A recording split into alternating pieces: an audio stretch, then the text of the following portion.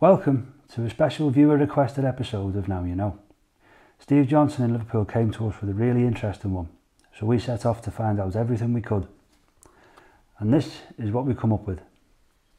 Cue that up for me. Enjoy.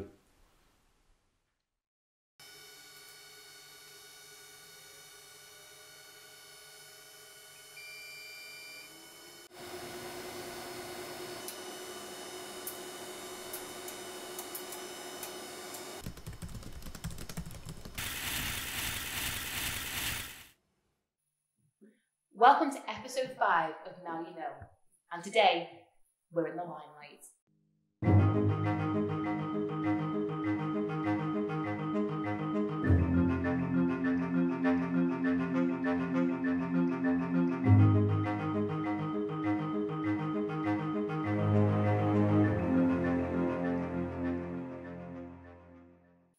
The theatre, the cheers of the crowd, the smell of the grease paint, the glare of the spotlight. For thousands of years, actors have taken to the stage to excite and entertain the masses. However, for the masses to be excited and entertained, they need to be able to see the stories being played out on these stages and the people who are bringing them to life. Today, performances use light in all different ways, from the subtle, mood-altering, audience-focusing changes that we know are there but don't really notice, to projecting scenery, setting the tone of the performance, or showing the passage of time. On the other hand, lights can be an upfront, in-your-face part of the show, with perfectly choreographed light shows used in concerts and musicals. Either way, light can, and absolutely does, enhance any performance, when used properly. But we did say that plays have been performed for thousands of years. So how did they do it before we had artificial light? We are so glad you asked. In ancient Greece, often recognised as the birthplace of dramatic performance, plays were performed outside in specially constructed spaces. These outdoor theatres were built east to west to take full advantage of the natural daylight. Plays were also set to coincide with certain times of the day, so if it was set in the afternoon, it would be performed in the afternoon as well. Romans also valued live performances, even if actors were considered to be one of the lowest strata of society.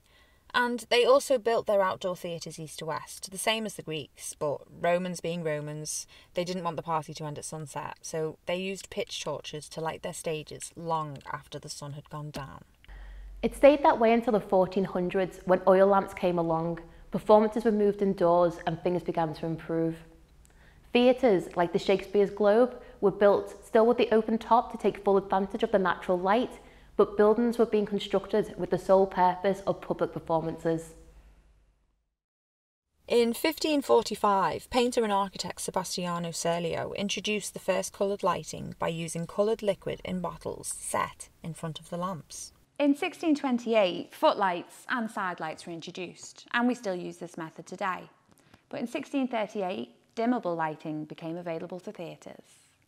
In 1642, with the victory of Oliver Cromwell's New Model Army during the English Civil War, all plays and performances were banned.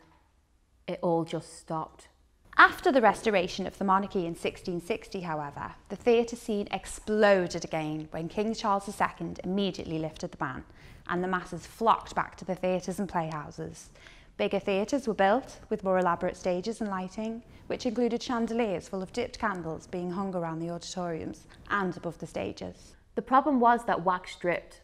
It dripped onto the audience, it dripped onto the actors, it interrupted the performances, and also stopped full immersion into the plays. Chandeliers also got in the way of the audience and obstructed their view.